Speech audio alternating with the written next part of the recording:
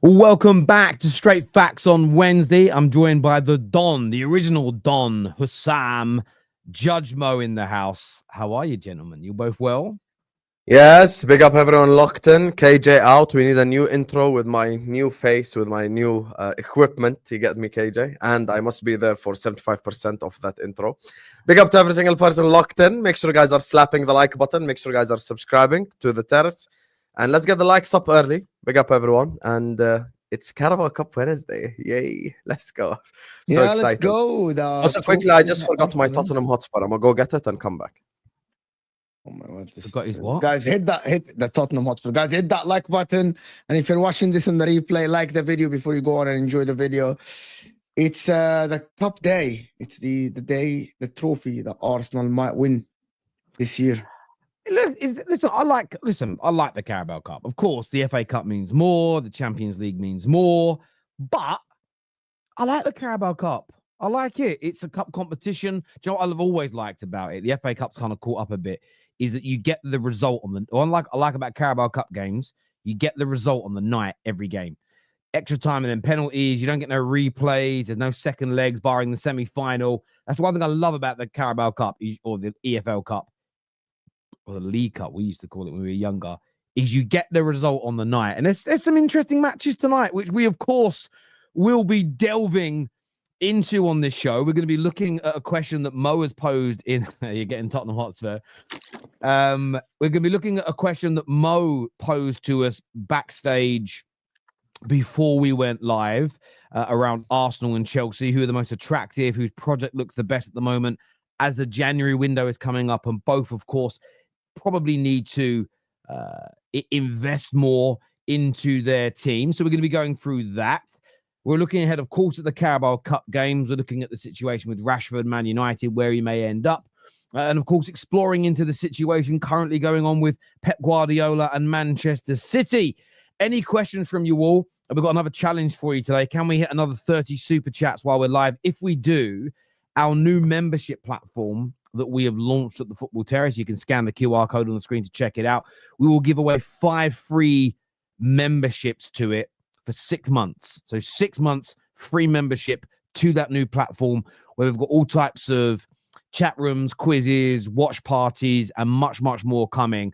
So if you guys want that, get your super chats in. It will be gifting out 5 to some of the people that super chat. You will be going into the prize draw to win those free passes.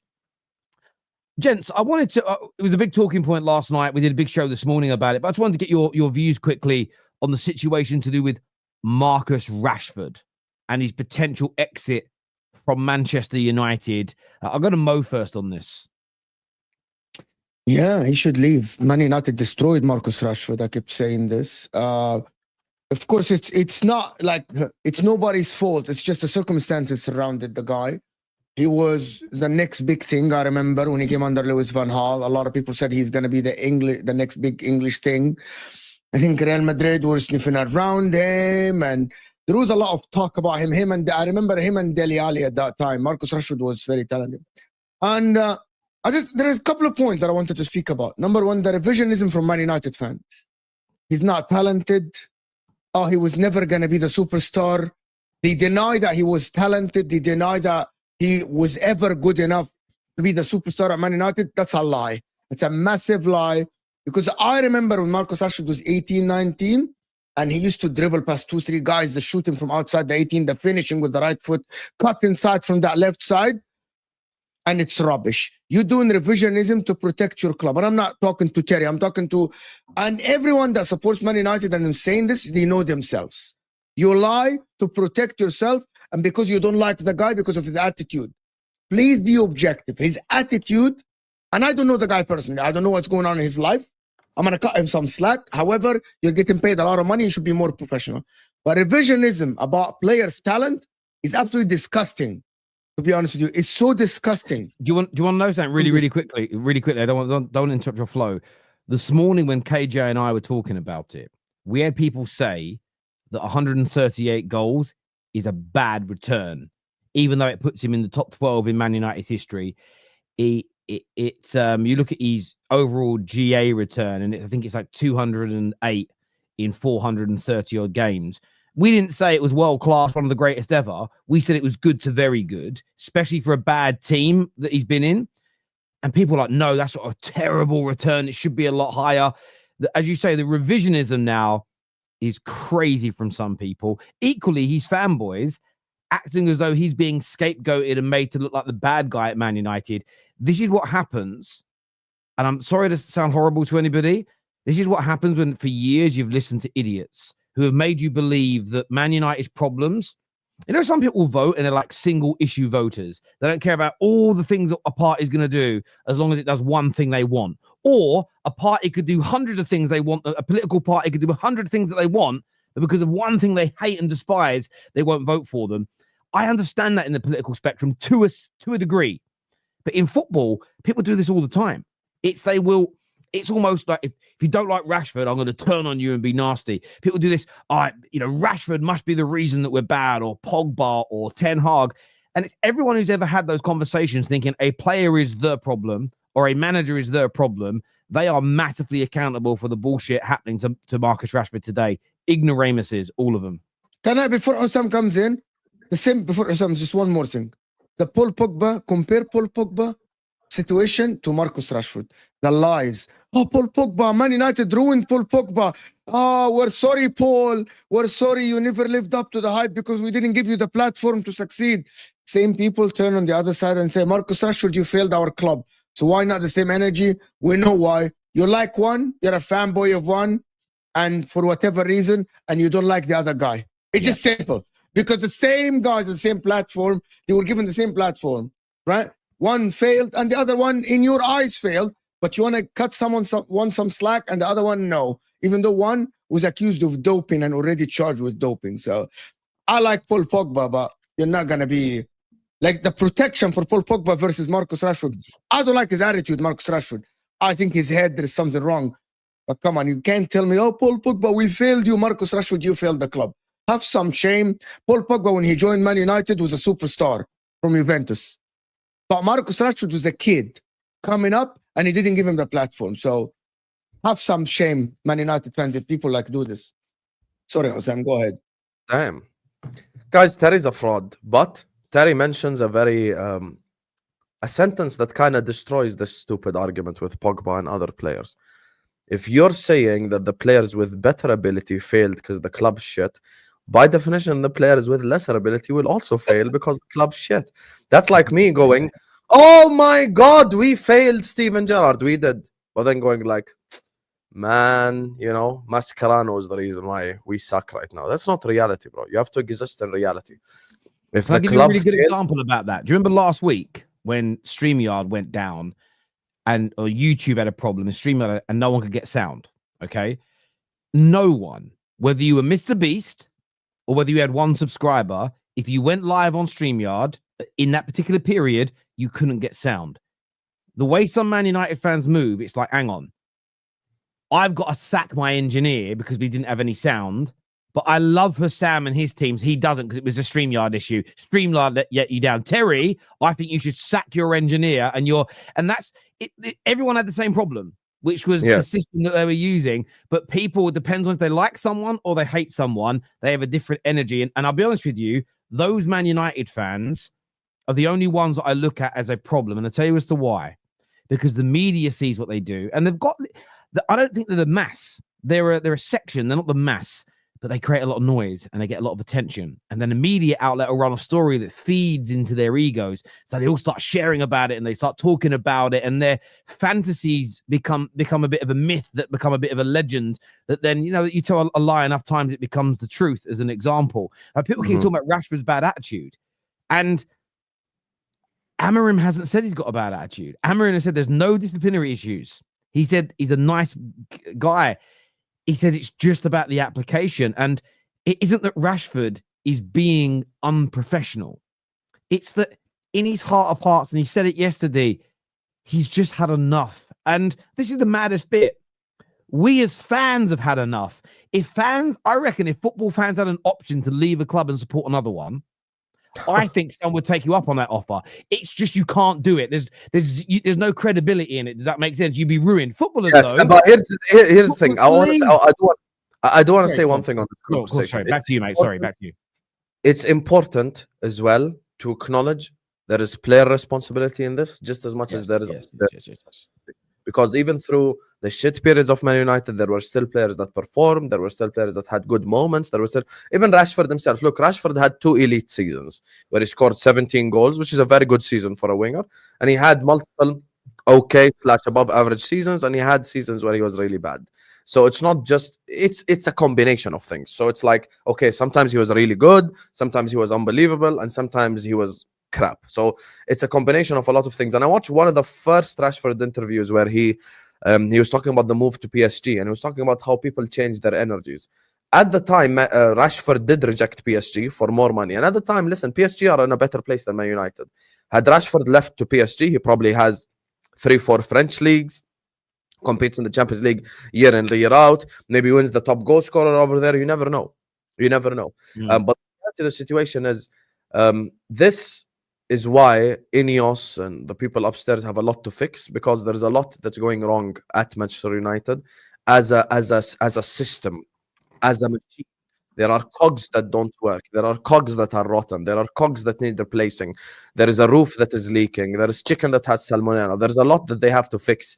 And this is the reality of the situation. This is not an insult. This is just what Man United are right now. And this is why Man United fans need to be patient. Yes, trust your manager, but don't trust him blindly. You can criticize even Amorim now, even though he's new. You can criticize a couple of things if you think a couple of things need changing. But this is not Rashford's fault only. This is not the club's fault only. This is not the manager's fault only. But you have to also look at the series of wrong decisions that Man United have had over the last 12 years.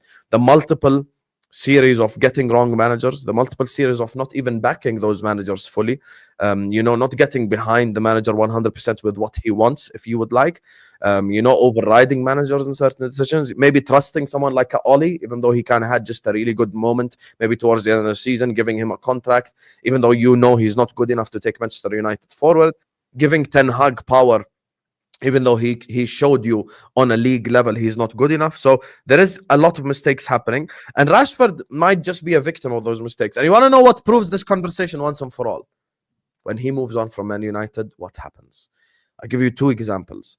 Let's say Rashford moves to Arsenal as an example, because Arteta likes to be captain Saybaho. Let's say he goes to Arsenal. Next season, he scores 18 goals. Arsenal win the Premier League, and Rashford has an unbelievable season. Okay, Rashford wasn't the... Why did it have to be Arsenal? Why did it have to be Arsenal? Different example. Let's say Rashford moves to Tottenham Hotspur. He scores 16 goals, and Tottenham Hotspur finish 2nd or 3rd, and they win a Carabao Cup. We know that Rashford is not the problem. But if he goes to PSG, scores 5 goals in the French league, and then the PSG Ultras want him gone, okay, maybe Rashford is a problem then. And do you know what's interesting as well? If Rashford does leave and go to Arsenal, does leave and go to PSG, and does well, that's also not an indication that Ineos and Ruben were wrong to get rid of him. Because sometimes a player has to leave to grow. And the bit that's probably frustrating me the most in the last 24 hours is seeing people say, I can't stand Ineos. They have no heart. They should be sticking by a player like Rashford. Listen, Sir Alex Ferguson, he admitted that he made a mistake with Yapstam. He was too harsh with Yapstam and should have kept him.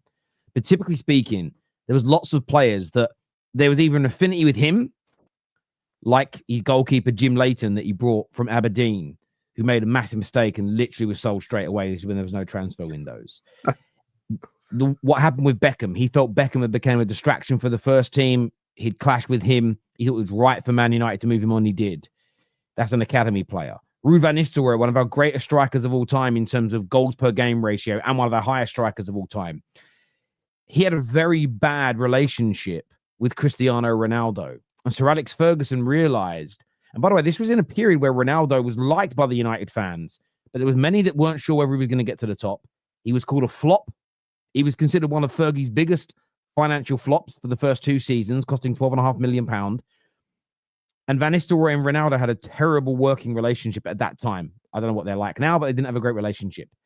And Fergie made the decision, I'm getting rid of Van Nistelrooy, because he recognized that for the betterment of Man United, we need to get the best out of Cristiano Ronaldo, because this guy could be one of our greatest players of all time, which he ended up being. And he saw a problem there as an example. I don't want a club that is has no sentiment at all.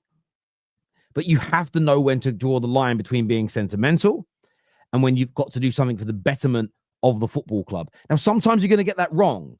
But the problem what United fans are going through in this early stage of the rebuild, and I think you've seen it with Sancho going, certain people hated it. Rashford now might go, certain people hate it. Everyone's going to, there's a picture I saw the other day, and I've got to try and find it. And it's of a couple with a donkey. And in the first picture, it's them carrying their own bags and backpacks, and people saying, how stupid are they? They've got a donkey and they're carrying their own stuff. The next picture is them walking with nothing on their back, but the donkey carrying it all, and people saying they're cruel for making the donkey work.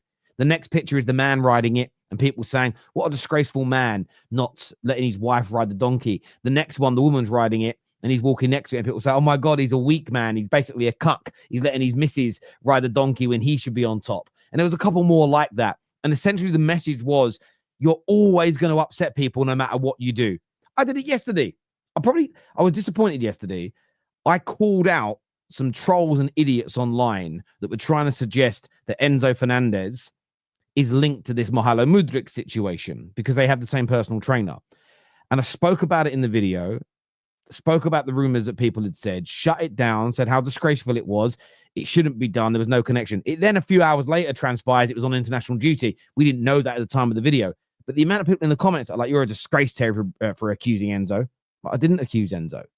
But you said at the beginning that there's some accusations towards Enzo. I said, yes, rivals have made accusations. If you then go to that section, I defend him.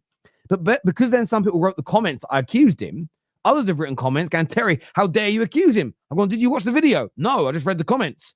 And this is what happens. Does that make sense? You will always in life upset people. They might get the wrong end of the stick. They may not understand what's going on. And that's what's happening at Man United right now. Our fans, a lot of them lack patience. I know you don't all like the idea of Rashford going, but let's wait and see. I mean, this time last week, we were in panic stations. We don't know what we're doing. Ashworth's gone. Club's in a mess. Good victory in Europe away from home. First one in a couple of years. And then we won our first game away from home against a big six side since November 2021. So it ended up starting off a horrible week and it ended well. And exactly as I said, boys, there's going to be peaks and troughs in this rebuild. There's going to be some great moments. There's going to be some bad moments. There's going to be, oh, wow, what wonderful business. Then we're going to do some business where you go, hang on a minute, what are we doing here? The reason I'm remaining relaxed, and I agree with what you said, Hussam, players have to take responsibility, coaches have to take responsibility. But the reason why I'm not panicking at anything they do, whether I agree with it or not, it's the first time we've had professional, experienced football decision makers making decisions at the club for 11 to 12 years. And at no point are you going to agree with everything your club does every single week. But just have a little bit of patience in it. And I saw people virtue signaling last week. I don't recognize this club anymore. It's doing X, Y, and Z. But if we win the Premier League in 2 years, you'll celebrate it. So don't be a hypocrite now and try and take some fake pseudo-moralistic high. Do you get where I'm coming from? Like, that's the bit that frustrates me. It's, well, if you really are that disgusted, do something about it. Here's the thing, sheep mentality exists. It is sheep mentality. It exists on this app. And some people just need a shepherd and they will start following. And this has happened to all myself, Mo, and you on this platform specifically, because people really just follow whatever someone else tells them the point is. Like at the start of the season, let's not make this as a joke because I'm being dead serious. Like at the start of the season, when someone says, oh, Hussam, you're twerking for Arsenal. Okay, Arsenal finished second last season. They finished 1 point behind Man City. It's 100% a fair opinion to say that Arsenal are going to win the Premier League. That's not twerking. That's just reality. I didn't say Crystal Palace was going to win it, did I? And then you put out a video like, oh, Arsenal are better than Liverpool because they ended the game with Luis Skelly and Kivior, and I thought we should have taken advantage, and I was pissed off at my own club. And all it takes is one person to just write, stop twerking for Arsenal, and everyone just follows suit. And that's the issue with this conversation. It's just people don't really have form their own opinion. When I look at this Rashford thing, look, I'm not a Man United fan. I hate Man United. I hope we get liquidated and relegated and cease to exist. But the truth of the matter is, I'll be a hypocrite if I say all of this is Rashford's fault or Pogba's fault or anyone's fault. Agree. It's a combination. We can't just black and white every conversation. Gray area exists in football, whether people like it or not. And the truth of the matter is with Rashford, The reason why I say after this, it will show us about Rashford. It will not show us about Man United, because sometimes when you change your environment and you go to a new environment, whether you were crap at your old environment or not, it does not prove that the environment is wrong. It proves that maybe you just couldn't exist in that environment. So that's why I give the example. Okay, Rashford moves on from Man United and succeeds. All of a sudden you go like, okay, Rashford is actually not a shit player. He just needed the right environment to succeed. If he goes on to an environment where he doesn't succeed and he fails at said football club, even though the environment was there for him to succeed, then you sit back and go like, okay, maybe Rashford is not as good as we thought. And that's it. But right now, I cannot go like, it's all Marcus Rashford's fault. No, you are right. It's not all Rashford's fault. He's got some responsibility. It's never been a singular manager's fault, but there's some responsibility. The interesting thing in the last 24 to 48 hours regarding this Rashford scenario is that the one group of people who are largely to blame for his lack of progression and the bad culture that has led to this situation are the Glazers. And again, every media outlet and most Man United fans, they have consistently done this until it's fashionable to ignore the actual root cause problem every time. Now, I know they're not running the football operation anymore, but there's a reason why most of our players and signings have flopped. Most of our academy players have never fulfilled their potential. Why we haven't been consistent. It doesn't matter what. Listen, for the 4 years after Fergie that Rashford didn't play, we were inconsistent. And, you know, certain managers came in. Oh, that manager's ruined us. But we weren't great before him. And, you know, before Jose and after Jose, were we really that much better? And what people can do is they can nitpick a period of time. Oh, we got this trophy here, though. Yeah, but this run of form was better. But in reality, we weren't that much better. And we never, as Man United fans, as a collective, for long enough periods, focus on the root cause problem. And listen, Ineos are getting a lot of stick at the minute for things they're doing wrong. Or things they're doing that are morally wrong in people's eyes. And I think to myself, I agree with some of them and I disagree with others. But if you were old enough to remember, or if you just go back and do your research and look at your own football club and look at things they did 10 years ago, 20 years ago, 30 years ago, 40 years ago, 50 years ago, I guarantee, whether it be an owner's political stance, whether it be charities they gave to, whether it's certain sponsors that they had as an example. And sponsors are an interesting one, because I had someone say to me the other day, Terry, I don't watch the Terrace anymore. So, oh, how come? Because you do work with gambling companies. So, okay. And he went, and I just have a real problem with gambling. He doesn't come on the show anymore, and he doesn't really watch anymore. And he was very, very, very nice about it. I said, so you guys, I don't like gambling. It's not for religious reasons. He said, I just don't like it. I think it ruins people's lives. I said, you know what? And I respect your opinion, but I believe in personal sort of sovereignty. And I know some people's lives get hurt by it, which is why I say do it responsibly. But this guy, when he streams, drinks and smokes. And I'm like, people's lives get ruined with drinking. People's lives get ruined because of smoking as well, right? Those injuries are quite insidious as well if you look into them. And I'm like, this is why the sort of the grandstanding and the moral posturing from so many people now in society I find interesting, because on one hand, people will be like, say no to gambling, it ruins lives. What are you doing right now? I was going to have a cigarette on camera. I'm like, well, some could argue that's encouraging people to do that if you want to be pedantic. And I believe a little bit in kind of let people, you're never going to be happy with everything that any particular person does. I just feel like we've got into this mode in the world where we want to, as soon as we see one thing we don't like, we want to try and ruin everything about that person, that company, that club. Do you get where I'm coming from? And I just sometimes feel, I look at some of these fans, you might be 30. I'm like, go back and look at the history of Man United. I bet you'll find loads of things you're uncomfortable with from the past, but you still decided to support them. Why are you making such a big deal about it now? And if they don't change, what are you actually going to do? Because if you're not going to do any, maybe I'm wrong for this, but I feel like if you're not going to step away. So for instance, I didn't like the Super League as an idea initially. But then I thought about it and went, will I cover the games? Will I do match reactions? Probably. Therefore, I'm a hypocrite if I sit here and just say everyone involved is a disgrace, because I'm going to end up being involved in one way. And I just realized I'm going to end up being a hypocrite.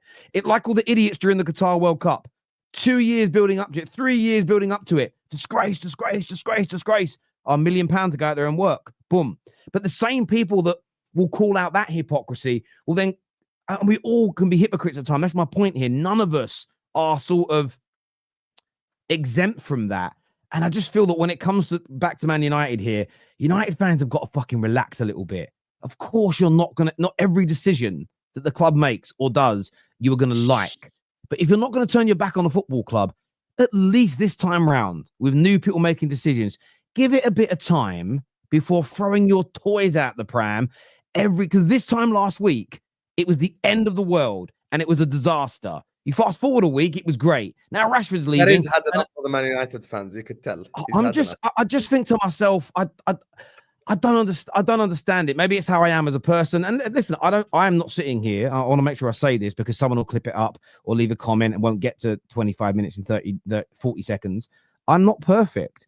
Of course, there is going to be times, I don't mean to, where someone will go, I think he's been a hypocrite there. He said this before and now he's doing that. Or this contradicts something you said last week, 10 months ago, 5 years ago, whenever it may be.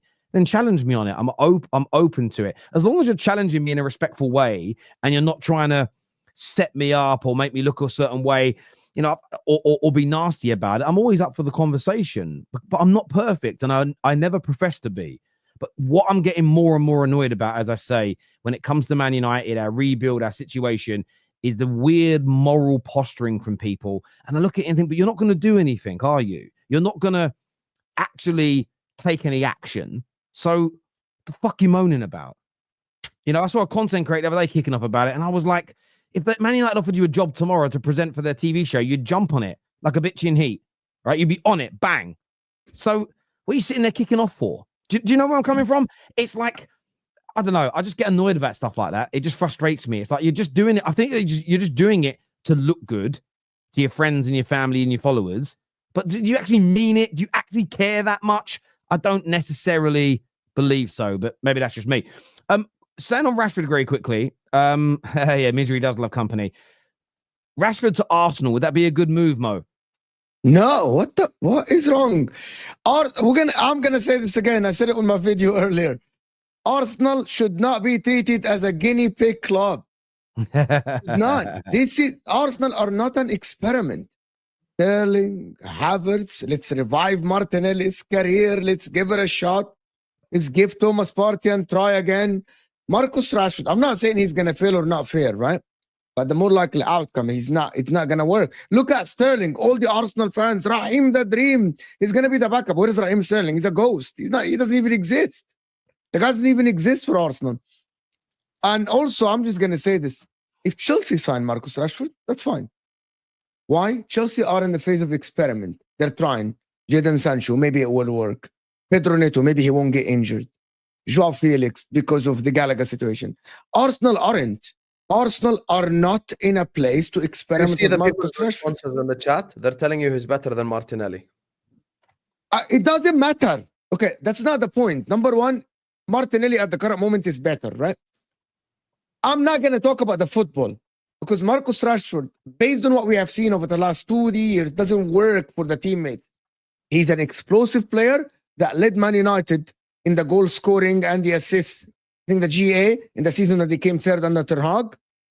However, if you watch him, doesn't work hard for the team, needs the right environment. I actually want to say something. Arsenal are not even the right environment for players now to revive their career. Arsenal are under a lot of pressure. Everyone now at Arsenal knows that they have to win.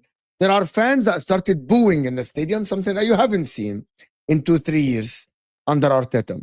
Now, people are starting booing. Will Marcus Rashford thrive under that much pressure? Under someone like Hossam sitting on his show, Arsenal, you must. And another guy on AFTV taking the mic and say, we must. And then another guy in the stadium saying, we must. And also now we're talking about mainstream media, talks for saying, Arsenal, you must win the league or the Champions League. And it goes the circle. Do you think Marcus Rashford will thrive? Yeah, I mean, I don't want to see him go to Arsenal. I don't want to see him go to Arsenal anyway. I don't want to see him stay in England. I want him to go abroad. I think he needs that. Although I think he'd kill it at Arsenal because I still think he's a very good player, and I think in the right environment, which I think Arsenal has. I'm about to say with the right tactics. Not that his tactics have been particularly free flowing recently, but I feel like Arsenal would thrive at Arsenal. Rashford, I think he could play for most of the top 6 teams and do very well. But you agree it's an experiment? Is it a Yes, Sterling I situation? It's think like I a think Sterling situation. no, I wouldn't. Yes, I would. I understand where you're coming from with that. So no, that's also a reason for Arsenal not to do it as well. I think anywhere Rashford goes, because his form isn't great right now. However, I've got a feeling his form might improve for United now, because I think it's out in the open. I think he's by now today at this point he's probably spoke to Amorim, told him what he wants to do, and I think there'll be a bit of a gentleman's agreement of, okay, we'll help you do that. Work hard for us now. And I think you might see. And what I'm saying is, if Rashford starts scoring again and playing well for us, and then leaves, that might change people's views by that point, if that makes sense. But I don't think he should go. I don't think it will. I agree.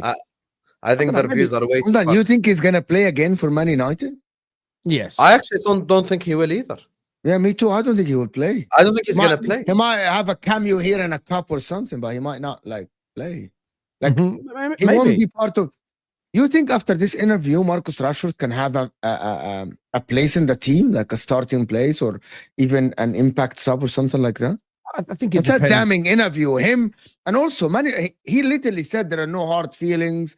I will be always a red and everything. But yeah, I think reading it doesn't feel like he's sentimental that much about the team.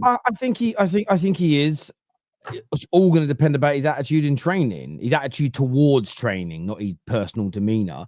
And I think if him and Amorim have a good conversation on the board and they clear the air and it's okay, well, we'll let you go when the right bid comes in. Rashford is going to want to continue playing because he's not going to want to sit around for a month, 2 months before he maybe moves or into the summer and sort of be very stale as a football player. I think there's still a place for him to play some games. It depends if the bids come in. But if, for instance, though, we get assigned, say we get a call today from a PSG that say, look, we're going to bid for him in January, maybe then we won't play him because you don't want to risk injuring him, as an example.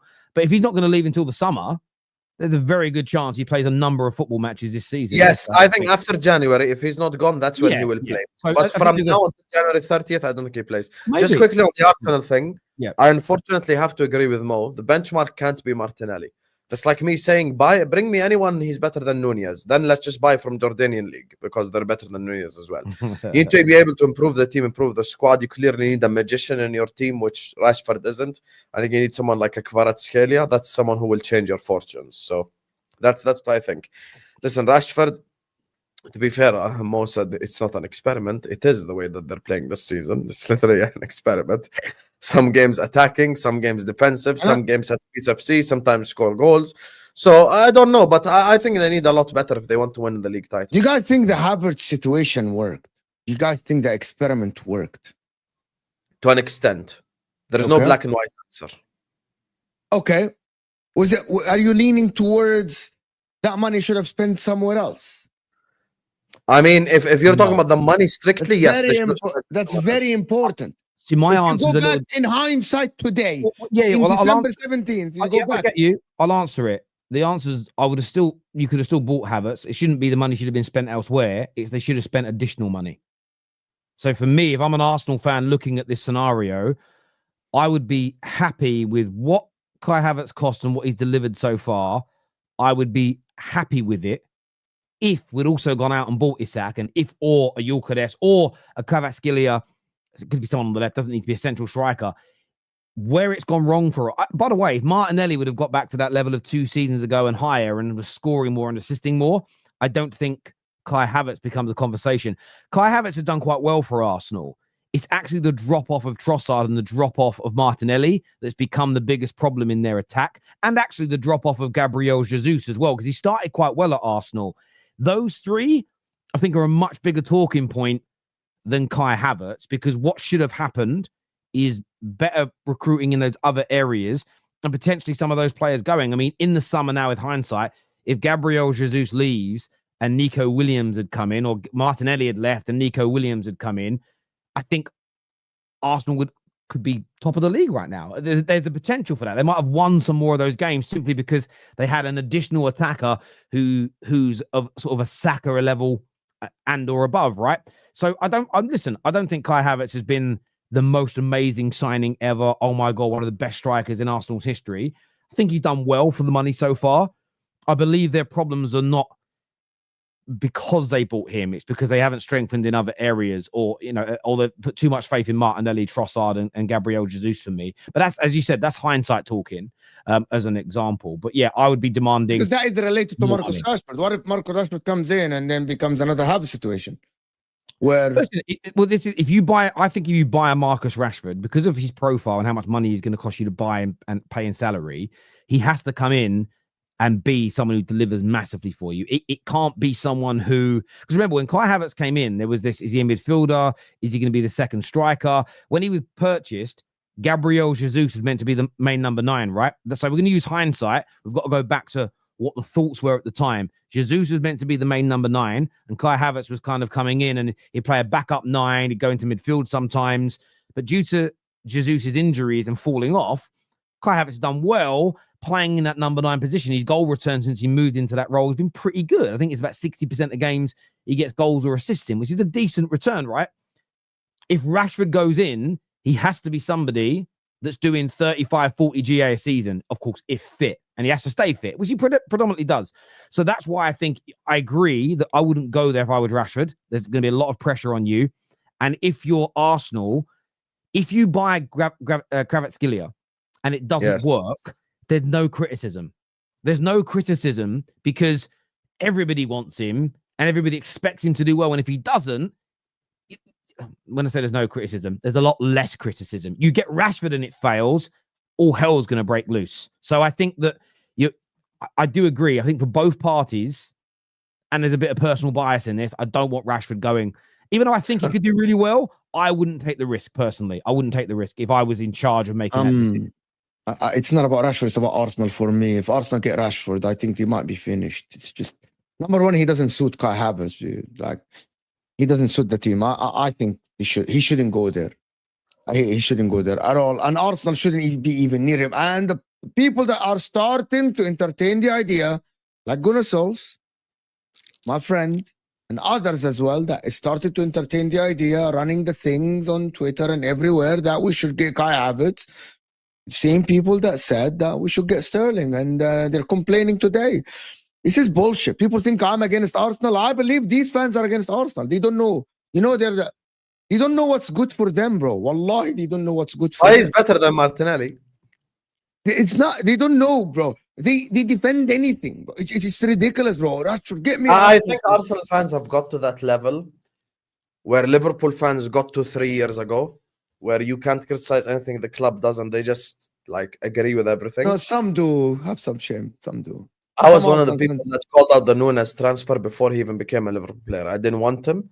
That's when the Hussam villain arc started. Oh, Hussam, you're negative. Bullshit. And 3 years later, 4 years later, we're on 0 league titles for a reason. So, listen, man, it's just not good enough. It's just not good enough. You're never gonna win titles if you're signing as Marcus Rashford. You're just not. You're already in the slums today. So, how are you going to Marcus Rashford? Marcus Rashford. To be honest with you, I'm just going to say something. Wallahi, Arsenal, if you're signing a reject, you're finished. Because Marcus Rashford at the current moment is a reject from Man Utd. We all agree. I think there's only one player left. One player left. What do you mean? And I will try to fix you. Rashford, left wing. Nunes up top. Havertz, right wing. Let's go. Okay, so they buy Rashford. They play Nunes and Rashford, Nunes, Kai If Havertz. Arsenal buy Darwin Nunes, wallahi, I will buy an Arsenal shirt with Nunes on the back and I will hang it here and I will write "Thank you, Arsenal" next to it, just like Giroud. Thank you, Arsenal. I'll be grateful forever. For the rest of my life, you have saved me. Listen, Arteta, if you can save players, come buy him, man. Listen, Terry gave the donkey analogy earlier on. I have prime donkey for you. Come buy it. I'll hang him here. I hear you on that. Let's go to some of these super chats here. First one says, I would have taken Rashi 2 years ago, but now I don't think he is salvageable. I understand that point there. Thank you, Luke Skywalker, encouraging everybody to hit the like buttons. And we're on 8 out of 30 super chats now, so we're getting close to that target. If you haven't seen it yet, click on the goals on the live chat, and it tells you all about it. Mo, with all due respect, no United fan denies Rashi's talent. That isn't true, Marcy. A lot have denied his talent. No, that's not true, Marcy. A lot do. It was LB who was saying he's never been a good player. No, listen, like LB did say that, but loads of United fans. Just go on Twitter. Just go to Twitter, or X as it's now called. Trust me, Marcy. I respect the super chat, brother. Thank you very, very much indeed. But that's not the case. Is the dog in the pool again? Sorry, guys. I just got to find a lolly for my daughter. Okay. I thought the dog is in the pool again, or there's frogs somewhere. I just have to tell Marcy. Let me just tell you something. Mo gendering. Wow. At least say more gender, not gendering. Born and bred Mank gendering. Ahmed said that Marcus Rashford is not good. He's just an average player. Message from Don. Oh, sorry, for Don. Sorry, my dyslexia. For Don from Todd. Could you please inform me when you hear Liverpool are going to bid on a player? Yours sincerely, Todd, the psychopath. We bid on Chiesa. Why didn't you buy him? He's finished. Rashford is bigger than Man United post 2013. Oh, stop it. Rashford rejected City. Fatty Rooney wanted City. Again. Wrong, actually. Fatty Rooney wanted Chelsea. Get your facts right. There we go. I'm not Arsenal fans want. I'm not all Arsenal fans want. Not all Arsenal fans wanted Sterling. Yeah, but listen, Daniel. The majority of the people we spoke to, and I speak for Sam as well, they tried to justify the Sterling signing. The majority of them. It got into my head so much that I said it's a loan without a risk. Yes. Same as the Chiesa to Liverpool signing. When Liverpool fans, I understand the banter. I understand why some people want it, because if Sterling goes there and does really well, it's like I do get it, but there's just too many risks. Big up, boys. Keep the blue flag flying high, is what the fouled wizard said. Thank you very much, bro. We're becoming reject FC. Arteta thinking he's Mr. Miyagi and can fix everyone. Still can't believe we'd signed Kai, although he way overperformed my expectations, is what Connor Keating has got to say here. And Rashford, that's just going to be a team from hell right there. I understand that. RJ said something here when we were talking earlier about the gambling stuff. Says, for instance, Hussam recently said, "Don't gamble, it's bad," as he smokes a cigarette. But can I just say something on this about you, Sam? Hussam doesn't judge me because I might have a gamble. He's absolutely entitled to say, I don't believe in it and I don't do it. And that's for cultural and religious reasons, of course. But the point that you're missing the fundamental point. I'm someone that advocates for people not to smoke. But I'm not going to sit here and go, I'm having the sound on my channel because he's a smoker. And I don't agree with it moralistically. So therefore he's a bad person. And therefore I'm going to slag him off every chance I get. That's weird because I believe in personal sovereignty. He's allowed to do that. That is his choice. And I respect his choice. That's what I'm talking about here when it comes to individuals, my friend. So yes, it's just I just couldn't imagine spending my day sort of slagging people off on the internet because they do things that I don't necessarily agree with, that are not directly hurting anybody else, especially if you do things that also hurts other people. Like, it's just crazy. You're not perfect. You're not perfect. So stop standing there and preaching like you are. It's crazy. That's what I meant by it. But there we go. Mo, how can I say Arsenal are done if we get Rashford? Mo, how can I say Arsenal are done if we are getting Rashford? I think he's trying to say. Because it's a new experiment, Daniel. He's trying to defend it. Allah, I don't understand. How, guys, Arsenal today, it's 5 years into Arteta, right? He is the longest serving manager in the top 6 club without a Premier League or a Champions League. You already tried with Martinelli, Kai Havertz. You tried with other players. Now, I'm not saying that Marcus... People don't understand me wrong. I never said that Marcus Rashford will 100% not work. But Arsenal should not do the uncertainty. As Terry said, you get Kvaratskhelia. You know that 90% it will work. If it doesn't work, you will be criticized. But you get Marcus Rashford, you're doing a 50-50 thing. You get Sterling is a 50-50 thing. Do you want to put your... Either works or he doesn't. You don't know. Like, do you want to put your club at the current moment in a 50-50 situation 5 years into a manager's project when you must win? No. Yeah. Yeah. No, I hear you completely.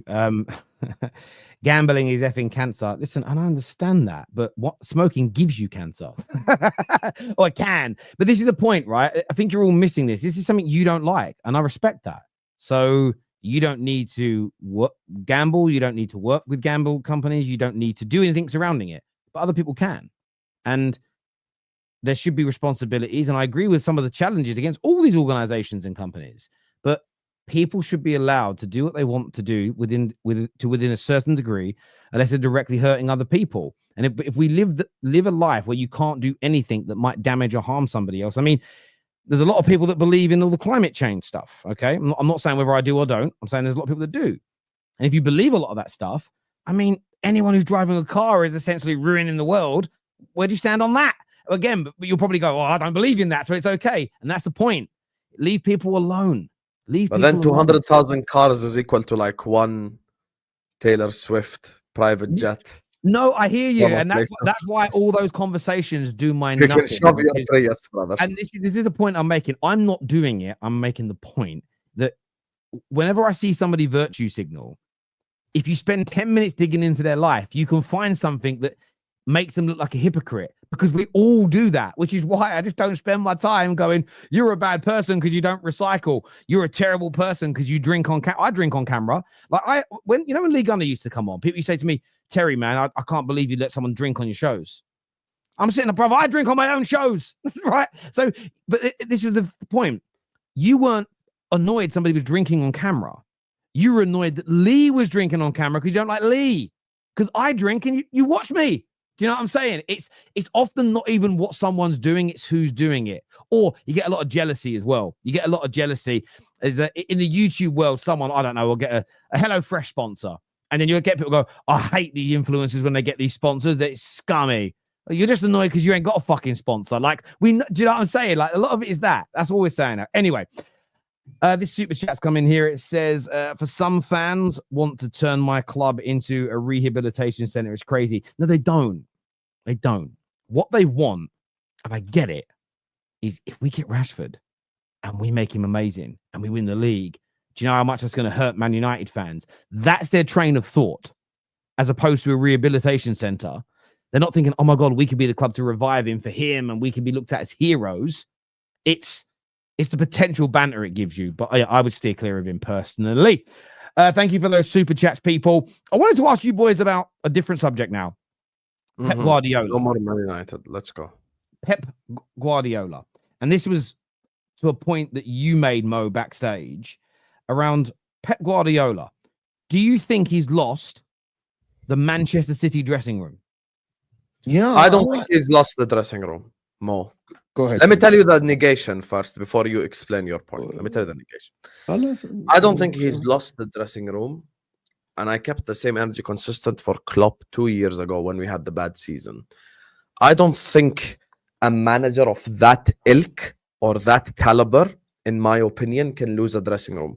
Klopp can't lose a dressing room. Ferguson can't lose a dressing room. Pep can't lose a dressing room. Bob Paisley can't lose a dressing room. Mourinho, same. Like, maybe you might lose a player or two, but not the whole dressing room. I don't think those players look at Pep and go like, "Man, this guy is waffling," or "This guy is saying something wrong." I think combination of things have gone wrong at Manchester City.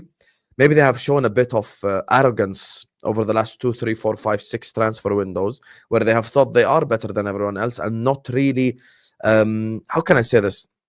Not really adapted to the new challenges that Man United had to them. You know, like maybe a Rodri replacement, maybe someone like that. Has Pep made a couple of mistakes? Like, maybe should he have given Calvin Phillips a chance as an example? I don't know. Maybe should he have given questions so you can? Well, but it's just my train of thought. 1 second. I'm looking at Manchester City, and I think some of these players are getting away with murder, because this is very important to point out. Let me just point this out more. Some of the games that you watch Manchester City, for instance, the Manchester United game, completely 3-4 individual errors leads to a Man United goal, even though I have publicly said Man United were the better team in that game. Now, this reminds me of when I watched Liverpool against Napoli in the Champions League away from home. We lost 3-0. Trent and Gomez and the midfield probably pulled off stinkers from hell, and we ended up losing the game. But people kept saying Klopp, Klopp, Klopp, Klopp, Klopp, Klopp, Klopp, Klopp. I'm like, guys, yes, we can blame Klopp. Yes, we can blame Pep, but it's not just him. And here's the thing: people say the word credit in the bank. Pep Guardiola doesn't just have credit in the bank. Pep Guardiola is the bank itself. The guy actually has 4 league titles in a row. He won them 2 league titles before that. He won them their first Champions League. He won them a treble. So if there is one manager in this whole league that's allowed to have an off season or a bad season and try to rebuild and try to build again, it is him. And there are certain players that have underperformed. Me and Mo have spoken about this before. Savio, he was in the La Liga team of the season. He was brought in from Girona as the Mara's replacement, as the next big thing. Savio now, in multiple opportunities, haven't scored a goal for Manchester City. Jeremy Doku was bought in, okay, maybe as a raw talent that's supposed to somehow improve. Jeremy Doku is still a fantastic dribbler. He, maybe has a couple of good moments, but doesn't really do anything. There are certain players like Erling Haaland is not now as clinical with his chances. There are midfielders like a Matheus Nunes who have maybe gotten a chances, sometimes banged, sometimes not. Defensively, Kyle Walker has made so many individual errors. Their centre backs have made so many individual errors. The one thing that this bad run has shown me is City have only one really good centre back, Ruben Diaz. That's it. The rest of them are all mid or make mistakes. And John Stones is mediocre? Yes. I think right now this run proves it. This run 100% proves it, because Ruben Diaz is the only one that's actually performing at an acceptable level, to be honest. What about Gvardiol? I mean, Gvardiol is still young, so you have to give him a bit of leeway there. But I'm talking about the older, more experienced heads. Okay, do you think Bernardo can continue at a high level? Let me tell you what I Kyle mean. Walker, those guys. Can I explain to you what I mean? And also, Q-Part actually get paid to be on straight facts. I asked the question. I'm calling out someone in the chat. Q-Part, you're saying I could talk a glass to sleep. My brother, alhamdulillah, I have 45,000 subscribers on my channel. I have had 3,000 people watch me for 2 hours straight. If you're so talented, come do this, and I want to see how entertaining you are. I get paid to do straight facts, my brother, and you're sat here watching me, making me money. So big up to you. Go ahead, Mo. Do you think, for example, the players like Bernardo, Kyle Walker, even John Stones, Kevin De Bruyne, when I say he lost the dressing room, that means the players are not buying into what he's saying. The players are not convinced that what he's saying wins them the games. Phil Foden, for example. Doku, for example. Like, I believe now at the current moment, watching these players play, they don't believe, they're not buying into the ideas. Even fans are saying, why don't you change things? Why do we lose games? Because you are very stubborn. You don't think that the players, and that is why I asked the question, you don't think that these players read what the fans are saying, look at the results and look at how Man City play and think, yes, you're one of the greatest managers ever to coach in the game. But what you're doing now is criminal. We're losing games, and it cannot only because we are all bad suddenly. So to me, I'm looking at Bernardo Silva and I am looking at the other, and I'm like, I don't think they are buying into the Pep system at the current moment. He can't perform it, and he has to change something. That's what I mean. By the way, Ederson wanted out. Bernardo wanted out. By the way, there are rumors that Haaland wants out. He wants to leave and go to Barcelona. By the way, Haaland is getting destroyed, by the way, in the media over the past month or two. He's being questioned as a League 2 player, and people now are bringing Roy Keane. Since he said, "Hey, humble," he scored 1 goal. Yeah. And he's is that Pep's fault also? Yeah, Habibi, but that's the whole point. You're looking at Erling Haaland, one of the highest paid players in the league, right? And I want challenge me on this. One of the highest paid players, one of the most sought strikers. People were talking about Terry himself sat on shows and said that Erling Haaland might be the best striker we ever seen play in the Premier League. No, I didn't. I said best finisher. Best finisher. Okay. Be very careful. Semantics. You get my point. Like you said, he's the best. But he's not finishing the chances anymore, which is hold my on. point. Let me just tell you something. It's not about that. Erling Haaland now is sitting with his dad or his agent, with his friends, and they're like, Erling, by the way, you got the ball 6 times last game. What happened? He's like, yeah, nobody's passing me the ball. I'm being marked out of the game. And the gaffer is not finding a way to unlock me. I'm getting one chance a game. If I don't score it, I'm getting slaughtered in the media. And people say, Erling Haaland, you're a League 2 player. Roy Keane slaughtered me in the media the other day, and people start to believe it. And he's like, they're like, okay, so maybe why is that? He's like, I don't know. It's the system. It's what Pep is doing. You guys don't think that happens? I promise you that happens. Because that is the only logical explanation. Erling Haaland looks defeated on the pitch. His head is down. He's not receiving the ball. He's not moving, by the way, enough. He's not moving. By the way, back in the beginning of the season, people used to say, Erling Haaland moves and nobody's finding him. Erling Haaland surrender. All the games, he surrender, bro. He's standing on the pitch, head down, nobody's passing him the ball. That is system. I don't think he's lost the dressing room yet. And I say yet because I think... Man said yet, you're so fraudulent. No, I'm not fraudulent because you'll understand why I said yet. I don't subscribe to this notion that he can't. I feel that life's a funny thing and you can go for a bad period of form. You can have some bad moments. You can do some silly things and people forgive you. But there is a breaking point. And the longer this bad run continues, the probability or chance that some of the players lose faith in him, or maybe he says or does things that piss them off. I mean, they're looking at him scratch his balls on the thing, break chairs, scratch his head, say really strange things in the media. Wave to the camera. We don't know what's going on behind the scenes. And this is why I say that yet and there's a chance. My gut feeling tells me the players are behind him. However, if this goes on for another 10 games and only win 2 more matches in that time, so say that happens, another 10 games go by and we get to 22 games in to this run and they've won 3 or 4 of them and they've lost 15, 16, 17 of them and he's gone on crazy rants about play. Because the thing is, all it takes is him to do one thing in that dressing room and you get a couple of really strong characters and players that go, hang on, mate. You're the issue here because you've lost a few key players and a few people lost their legs and you can't find a solution, but you're blaming us. So I don't think he has lost that dressing room at this particular moment or yet. I think he'll find a solution. And I think that at some point in the next 4 to 5 weeks, they'll start playing better. They're going to buy some individuals. Right now, I could end up being wrong. I hope I'm wrong. I feel like over the next 6 months or so, they'll buy players. The summer comes. They reforce their team and they'll be able to play back to their... They can still win the league this season. And they can still win the league. But I feel this idea where people have said his job should never be discussed. He'll never lose a dressing room. It's almost this, a lot of the media are painting this picture of there's loads of problems, but Pep isn't one of them in any capacity. That's what I disagree with. I disagree with that. And they're doing the same thing with Pep that they did when for 2 or 3 years we've all been saying they're not really buying very good players, wasting money on Phillips and Nunes and Doku, and Savio is still pretty new to be fair. They've wasted money on Jack Grealish.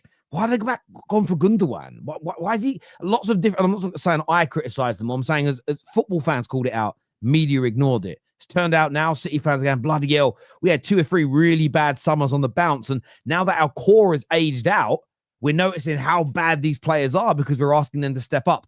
So it's not beyond the realms of possibility that if this bad run continues and he keeps doing some of this weird stuff, if he's echoing that in the dressing room, of course he can lose people because every manager, maybe barring Fergie, has lost the dressing room. 95% of managers, even lots of the greats, have lost dressing rooms and it stopped working for them where players have stopped listening.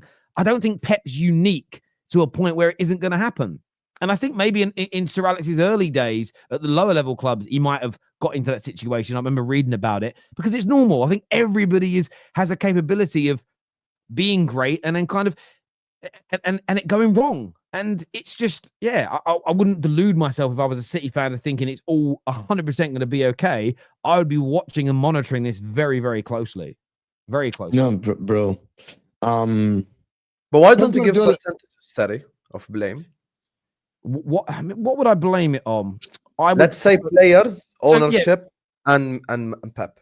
So when you say players, can you specify what Like you mean? all players, because it's like sometimes Walker, We're sometimes not gonna other pick and choose. Yeah, we can't go like A 20 squad minutes, is a Kyle Walker. squad. No, what I mean when you say players, what I meant was, do you mean injuries, players getting too old, bad signing? No, I mean player performances. Player Performances. performances. Okay, so I would say I'd probably go 20% player performances, 30% Pep not finding a solution, and 50% terrible recruitment. And because they've tried to rebuild the core and they've done a terrible job, because without Rodri and without KDB at his best and without Kyle Walker's recovery pace, the team is being exposed. So I would go 50% who runs a club, the people that do the recruitment, because we have to be fair to Pep on this side of it. We've all sort of said he doesn't do the recruitment. He didn't even know who Doku was when he signed him, is the phrase. It's not been done by him. We can't suddenly then blame Pep if these players don't work out. That we have to, so I would go 50%. I'd go 30% on him as a head coach, because he is still doing the systems and tactic. His team isn't good enough to play like this. It's on him to find a solution, and he hasn't done that in any of these games, even the Forest game. If it wasn't for a couple of good saves from Ortega, they could have equalized and gone 2-1 up. And I think at the moment with City, if they can see, and it's true. They were 1-0 up, and then there was a couple of really good saves from Ortega where it could have gone wrong for them. I feel like if they concede at the moment, City, they're just finished. They've got no ability to handle that. And then you've got to look at the players as well. But I feel a bit sorry for some of these players. They should have moved Walker on. They should have got rid of KDB a year or so ago. The fact that Nunez is still here and they didn't, they've made a lot of mistakes in recruitment. I don't really blame the players for being here still or that, but some of the performances have been terrible. The players I look at the most to blame, I look at the Fodens, I look at the Dokus, I'm looking at the Savios, Yes. I'm looking at the Grealishes, I'm looking at the players that have aged out. They can't help that. They cannot stop Mother Nature. It's just happened. And maybe 2 or 3, it's just happened almost at the same time, unexpected. Fucking hell, the legs are gone all at the same time. But that doesn't stop Jack Grealish having 0 goals in 365 days. That doesn't stop Doku having all the skills, but barely any output. It doesn't stop Savio not scoring all year. Foden, KDB's legs have not made Foden have a bad season. So, can I ask you something? Yes. Very important. Yes, this is very true. Hold on. Very important question. Is it Foden's fault or is it Pep's fault? We criticize Foden every show. Player of the season, Foden. Where are you? You should carry your team. Now we're looking at in December now. Man City have freaking lost 7 games out of the last I want to answer that 10. question more. Okay, let me finish the question. I want to answer the question. Let me you made the question clear. Why is your question 7 paragraphs? You think this is university professor? Sit your ass down and listen. Let me talk. If you ask me right now, Saka's form, Mo. Saka. Let's bring Saka to the 8 defeats, but it's 8 defeats. 8, not 7. 8 in 11. 8 in 11, 2 draws and 1. Here's the thing, 9 in the weekend and Villa. Saka as a measuring stick. The reason why I blame Arteta and his style, if Saka as an individual isn't shining, is because Saka this season has a long list of performances where he performed at an unbelievable level. With Foden, even when his team is playing really well this season, he hasn't had a good 90 minutes. Has he had a moment here or there? Yes, like a goal against Sporting Lisbon, blah, blah, blah. But he hasn't had an unbelievable game. Meaning, let's say for the sake of argument, we lose 3-0 to Tottenham Hotspur on Sunday, God forbid. But let's say that happens. And Mo has a stinker because the style and system has us having 30% possession. I won't blame Mo individually for that because I have to talk about the system and the style. But if someone like a Nunez has a bad game, it's his fault because he hasn't given us a run of good games. And that's the issue with this conversation. The problem this year is Foden has underperformed at a level, and I'm sorry, I have to say that if Mo or Saka or Palmer is having the year that Foden is having right now, they'd be headline newspapers. So but no one's talking about Foden. I agree with the media attention on it is small. What I would say is you have to issue percentages like we've just done with the overall club. So, of course, Foden has got to take personal responsibility for his own poor performances. What isn't helping him, though, is that as he's trying to find his feet, the system is crumbling. The system on the pitch is crumbling because the personnel around him are no longer good enough. and the manager hasn't found a solution to get the best out of what he's got, then this is the one problem when you've been at the top for a while, is these players don't know how to handle the adversity. It's a different... I always say that in life, you're going to be poor as a grown-up. Probably better to have grown up quite poor. If you're going to be poor from having money, I mean. So you're going to have money, you're going to lose it and become poor. I think it's easier to be poor, wealthy, then poor again, than to be wealthy your whole life and then suddenly become poor. Because I don't think you would know how to handle suddenly... What do you mean budgeting? What do you mean going to a food bank? What do you mean, putting an extra jumper on and turning the heating off, right? I grew up like that. I could handle it again in my life. I think players like Phil Foden has never really known this type of adversity, this type of media scrutiny, this type of attention for bad results.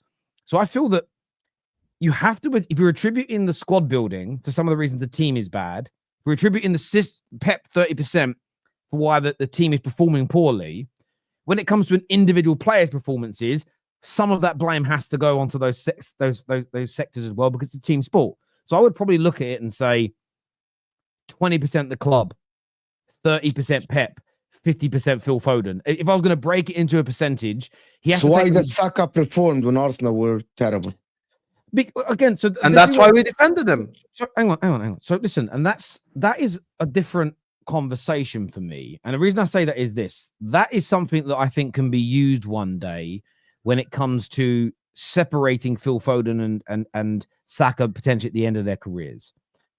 You can go, you know what, Saka was really, really good in when Arsenal were in adversity. And it's a very good point, and that is a string to his bow. And you might point at this anomaly. Maybe this season's an anomaly for City. What about Palmer last season? Hang on. Just let me finish the point and you'll understand. Okay. You may then look at this season as an anomaly for Foden and say, when City needed him to step up and they were bad, he was just as bad. You mentioned Palmer. Palmer and Saka have got examples of delivering in those moments. And that is a string to their bow. And that's something that you might decide to put them above Foden over. But maybe when we're doing this conversation in 5 or 6 years' time, neither Palmer or Saka have delivered in Champions League knockout runs that have led to winning it, or in title runs that have led to winning it.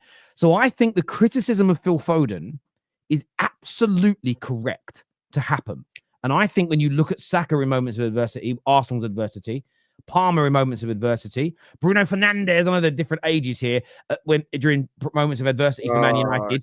Rashford isn't. No, I'm pointing out players that have been in bad teams that have still delivered individually. These are things that you can go, that area is better than what Phil Foden did in that example. But it's the same as when we do Pep versus Fergie. There's things and achievements Pep's got that Fergie doesn't. But equally with Fergie, you can say built a team like Dundee from nothing and made them one of the best teams in Europe, took a fallen giant for 20 years in Man United and made them the strongest team in England and one of the best teams in the world for a quarter of a century.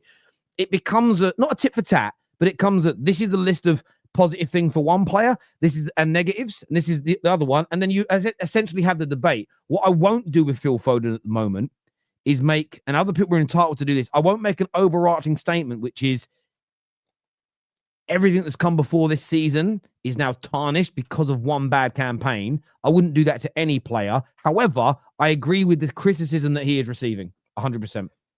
Okay, here's the thing. First of all, I apologize for the audience for him bringing up Bruno Fernandes. Second of all, listen, I understand completely where you're coming from, and I'm not saying Foden is a shit player, full stop. I am not. I really am not.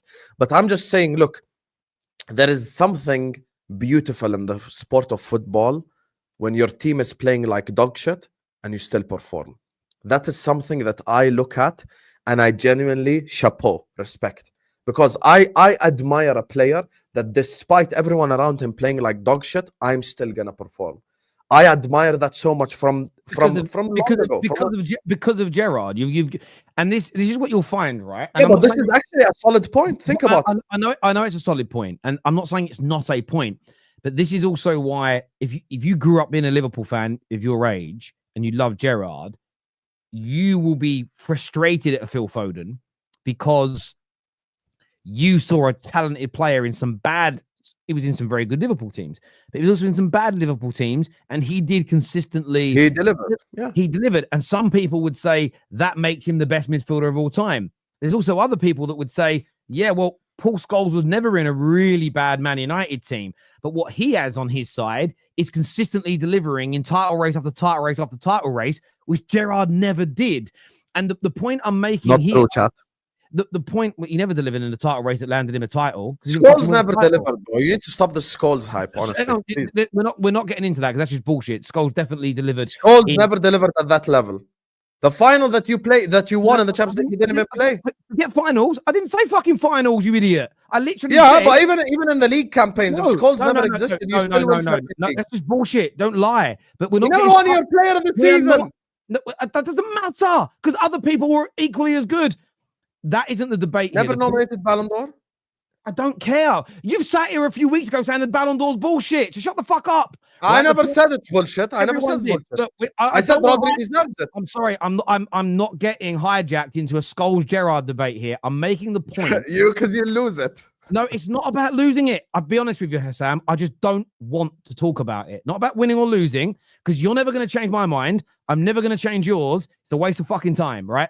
The point I'm making is that I understand why some people are looking at this season for Foden and saying this is like a smudge on the ledger for him, and that's fine. But what are we saying overall? Are we saying he isn't as good a player as we thought? Are we saying I'd like a statement? Well, that's a fair behind conversation. The claim. You can't. Okay. Here's the thing. You just said something. He's not as good as a player as we thought before, right? That's the statement you just made. That is a fair observation to make. Arsenal against Newcastle away from home. The worst game they've played all year long. For me, worse than even Everton, worse than Fulham, because they didn't even have a shot on target, bro. Like one shot on target, that's a nauseating performance. But in that game, whether we like it or not, Saka created Arsenal's only dangerous chance of the whole game. All the criticism you were given, I'm not challenging. My question is, what's your point? Okay, my point is, Phil Foden is a very good player, but we can't put him like a Hamza or a Vader or whoever. We can't put him in the level of the elites. We can't put him at that level because the elites perform even when your team isn't.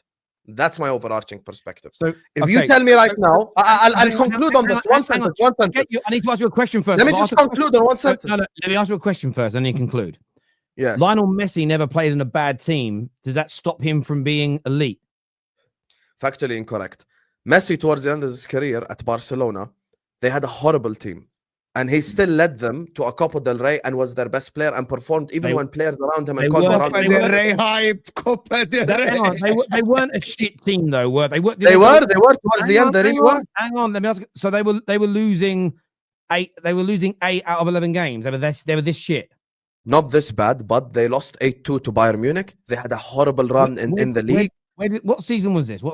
I think this was either 1920 or 2021. I think this was like Messi's last 2 seasons. Essentially, Barca weren't amazing at all. Barca had a really bad period. So in 2021, they finished on 79 points. So they finished They finished 7 points off top. In 2020, Yeah. Messi's last 2 seasons. Hang on, please. In 1920, they finished on 82 points, 5 off Real Madrid, who came top. And in 2022, which we're going to look at this here, they came second again. So let's see where City end up at the end of the season. But I wouldn't consider Barca's seasons, looking at the amount of games they won, looking at the fact they were in the title races all those seasons. I wouldn't consider it to be an awful. When you talk about the Gerrard teams that were bad, that was Liverpool teams that were coming 7th. When you look at this City team, it's the worst run of a defending champion ever. When you talk about Saka's Arsenal team, they're becoming 8th. I don't think we could. And the only reason I use Lionel Messi as an example is I want to see how far we take it, because there are a number of players in the world. Like, I wouldn't take away from Ryan Giggs' career, Paul Scholes' career. I wouldn't take away from Busquets' career, because they just happen to always be in very good teams. And that's why your point around Phil Foden can't be elite, because he's never delivered in a bad team. If you start applying that logic universally and you start looking and you start scrutinizing lots of the players that we look at as absolute top level, brilliant football players, you might start finding we're undoing some massive legacies. That's all I'm pointing out. Okay, I understand your logic. But it's your opinion. Go on, make your conclusion. Yes, Sorry. I understand your logic. I'm saying right now, if offered, okay, Palmer, Foden, Saka, who would you take? I'm taking Saka first. I'm taking Palmer second. I'm taking Foden third. For what position? Now, the reason why I made that point, what position on the pitch? They don't play the same position. regardless, if I'm starting a team tomorrow and I have to choose like a playground level, you have to choose a player. I'm choosing Saka first, Palmer second, and then I'm choosing Foden third. Okay. Now, with this conversation, I understand your logic. Can I ask you a question about that though? Because I think it's important to ask questions. If your team's bad, I can understand with your logic. If your team's bad, you're managing them poorly, you want a Saka or a Palmer because you know they can deliver. Do you know whether Palmer and Saka can deliver in title races as you know Phil Foden can? No, but I know they can deliver in good teams because I've watched both of them deliver internationally for England, as they were two of the best players for England during the Euros. And I have seen Saka during Arsenal's good run last season, cooking every fullback he came up against, getting GA consistently. And I've seen Cole Palmer, even right now in Chelsea's good run, still be their second best player in the team. Maybe just behind Caicedo, and it's still a conversation. So I've seen them deliver even when their team was good. So I would back them to deliver in a title race. Yeah. Listen, I understand where you're coming from. I see the logic to a lot of your points. I just think saying because a player's had a bad season when his team's having a bad season, I mean, it could also just be an anomaly. Because have you seen good players that have played for good and bad teams have bad seasons? Yeah. All the time. Like Eden Hazard. He's played in good Chelsea teams. He's played in average Chelsea teams. He's had some up and down seasons. And this is why I think making so what happens now if next season, for the next 5 years, 6 years, City are really good again and Foden delivers?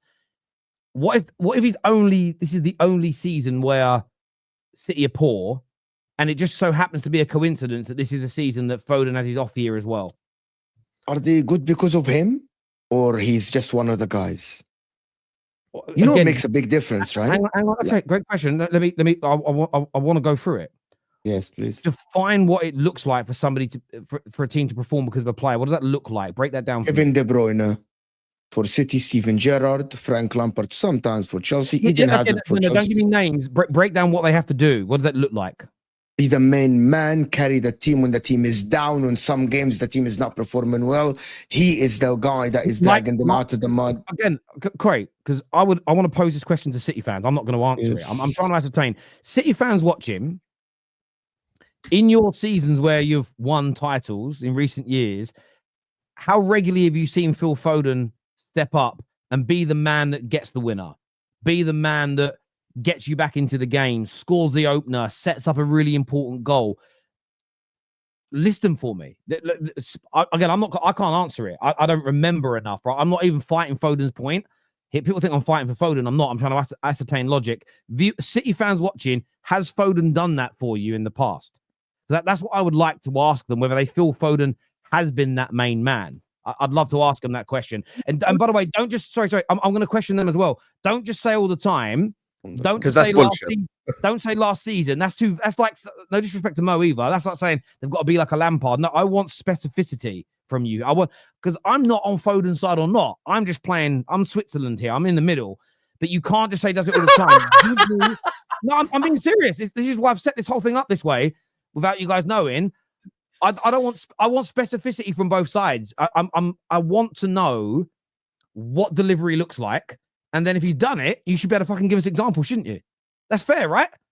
And Mo has broken down what it looks like. So now, if City fans can demonstrate that he's done it, the debate ends. This is how you end the debate. By having specifics. Let me give you guys just context before I know we have to move on when the City fans are talking about.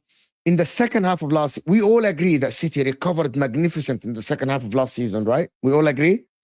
Like in the beginning of the season, they were behind Liverpool, behind Arsenal, and City went on this run that even a 16 out of an 18 win for Arsenal couldn't win them the league. So City were flawless, right? They lost to Brentford in December, and they were fantastic. Do you guys want to tell you something that people don't mention enough in the PFA player of the season or whatever, right? Kevin De Bruyne contributed a GA in more games in the second half of the season than Phil Foden did. I'm not saying he had more GA.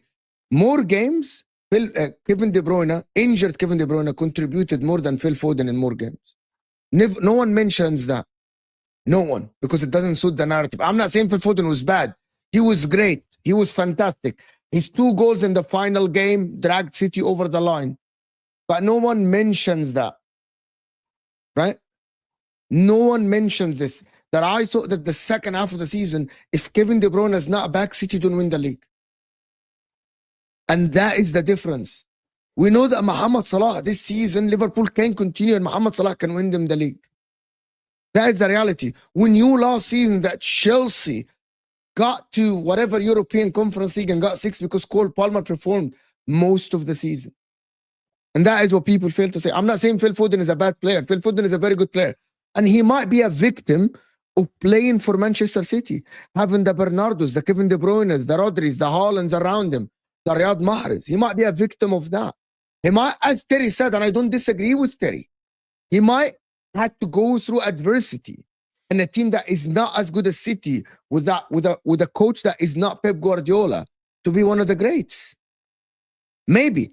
When we look at Jack Grealish was considered one of the most valuable players in the Premier League playing for Aston Villa because he was dragging them. He went to City. He's just one of the guys.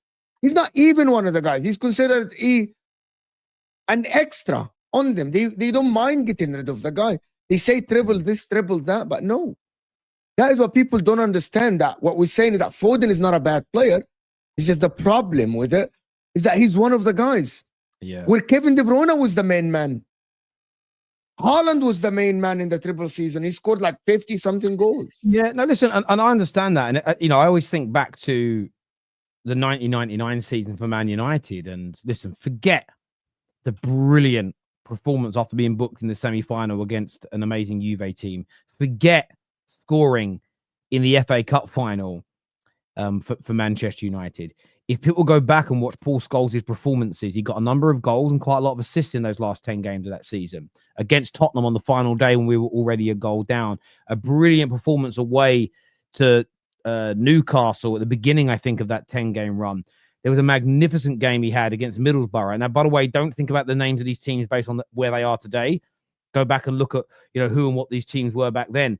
Another really good performance in where he got an assist when we beat Aston Villa. And I want to say it was 3-1 or 2-1 in that run. If you go back and look at loads of those games in that last 10 run, Paul Scholes dominating the midfield, Paul Scholes creating goals, Paul Scholes scoring goals, Paul Scholes delivering. I remember that stuff 25 years later. So the point I'm making to some City fans, if you're going to, you don't have to remember everything offhand. If you're going to sit there on a space, go on a YouTube channel and have a debate, you've got to come with some facts. You've got to come with some specificity. You can't just say, yeah, Phil Foden's delivered. Come with it. Come with those. The other day, a City fan threw something at Man United when someone said, Man Utd played well when he came on. And I was quite impressed with him, actually. And a City fan wrote a tweet that went viral in the City community. Wouldn't have done it if Rodri was on the pitch. Sorry. An 18-year-old Kobbie Mainoo got man of the match against a City with Rodri in an FA Cup final, and he scored the winning goal. So we could rebuttal that claim with a fact. Of course, that's a little bit easier to remember than 1999 because it only happened 7-8 months ago. But if he was the player that City fans are claiming him to be, you must have all the receipts from last year. Talk about what games he had the performances in. Doesn't even need to be the goal scorer. Talk about why he was so good. You must remember it if he was that player. If I can talk about Paul Scholes from 25 years ago, you must be able to. So I don't think it's right to vaguely say he's just got to be someone who delivers. Anyone who says that, you've got to ask them to specify and detail what that looks like. And then if that person has delivered, you should be able to be shown that. So listen, give us your thoughts, give us your feelings, give us your opinions on that. Let's get to some more of these super chats here. We are closing in on the target. We're 8 away where we're going to gift out 5 free memberships to our new platform. Foden is not a difference maker. It is that simple. But X, I appreciate the super chat. Explain why. You can't just make that statement, in my opinion. You've got to give more detail on why he isn't. Foden was a false 9 when we didn't have a striker, Mo, is what Jeremy Doku says here. Was he the most important guy then? I can't remember him. Wasn't it Kevin De Bruyne playing behind him? Okay, Foden was the false 9. That means he floated between right wing, number 10, left wing, striker. So he doesn't excel in one position that he made it his. He's the guy, and he can be used against people, by the way. What about Messi carrying Argentina at the World Cup? This is bullshit. The word carry has been skewed. Emi Martinez played a massive role. There's many players who played massive. I also think as well, they got it wrong in the first game and they made changes. They put loads of legs around Messi at that tournament. And once he had legs around him, he was able to thrive. That was a team effort that won that tournament. It wasn't just Lionel Messi by himself. Best player, but doesn't mean he was the only one. Enzo Fernandez was phenomenal at that World Cup. My goat Stevie G never sucks on some bird's toes. He didn't suck on a bird's toes. Facts. He was pulling out a split. He was pulling out a splinter. Facts. Jesus Christ! Shut up, people. Causes disgusting. Hassam is always poopy pants. Smile every now and then. He does smile. I'm Smiling then. I'm the happiest person, bro. I have some shame. Don, I pray Spurs wipe the floor with Man United tomorrow. How do you see it going? Hell yeah, I hope Spurs beat Man United. You want to know why? Because I'm still in that competition. Would I rather face a team that always loses in knockouts, or would I rather face Man United? I would rather face Tottenham Hotspur. Come on, you Spurs, for Thursday, and then we're going to rip their soul out on Sunday. Let's go. This year says, Mo, we know you have a crush on Arsenal, but as a Chelsea fan, I look at Arsenal as no threat now to us. I mean, that was one of our talking points that we haven't really got into yet, but who's the most attractive club now, in your opinion, Mo, between Arsenal and Chelsea? Are Arsenal still clear of Chelsea, as many people thought they were this summer just gone or the summer before? No, they are not actually. And I posed this question yesterday and I answer it. If January comes in and let's say Arsenal catch up to Chelsea and Arsenal are in the same points at Chelsea and you are Victor Osimhen and Arsenal are going for you, same money, we have to always say same money. And you're offering Osimhen a 5-year contract and Arsenal offering Osimhen 5-year contract, Chelsea or Arsenal. At the current moment, looking at the Arsenal form, looking at where the project is, looking at the media pressure, I think Chelsea would be more attractive. And I think it's sad to say that because just last summer I said Arsenal are way more attractive. How things can change within 3 months because of stubbornness of a manager or the form or how we have been proven wrong. Because it doesn't mean that Chelsea will win a trophy before Arsenal, but Chelsea look like the more attractive project at the current moment. Arsenal they don't know what they want. The board doesn't know. They don't have a sporting director at the current moment. The media. Can I ask you a question, Mo? Can I Tomorrow, just finish the last point? Carlo Ancelotti becomes Arsenal manager. Do you have the same answer? Might not. No, might not. Might not have the same answer. Respect. So Arteta Might not have the same answer, of course. But people don't understand. I actually so think Mikel is the problem, Mo. Say it as no, it's not that. It's one of the problems. One of the problems. The manager is a big attraction. Would Paul Pogba join Man United like this if they didn't have these names? Zlatan Ibrahimovic, would you have joined Man United if they didn't have Jose Mourinho at that time? And that's not a shame of Man United. Inter as well, when we attract players, we had big names. Managers' names are a big thing in football. So you to me, players, you just sign on a free, habibi. No, back in the days when you used to have money and you used to be in the mud and you, this is true. Back in the days, yes. Back in the days, yes. So the reality is, if you talk now, is Maresca bigger than Arteta? Absolutely not. The name is not. But I'm just going to tell you something. This is going to sound mad. With every single press conferences between the two clubs, this is going to sound mad. Maresca is making a bigger name for himself than Mikel Arteta. Press conferences. I promise you, press conferences. The way they portray themselves. If Mikel Arteta going on the press conference and saying that we won the Charity Shields, count 3 trophies for me, you're ruining yourself. Because people are making fun of you, bro. Enzo Maresca is talking to the media. I'm talking from my perspective. I'm listening to Enzo Maresca and how he talks in the media. Respect, authority, strong personality, knows what he wants. Look at the Mudryk answers today in his press conferences. Why? What are you talking? Me? Continue. Why are you doing that? I don't understand. Why the tissue? Why the tissue for real? Continue. No, I wanted to understand. I'm not crying. No, continue. I'll tell you after the stream. It's crazy, actually. It's crazy.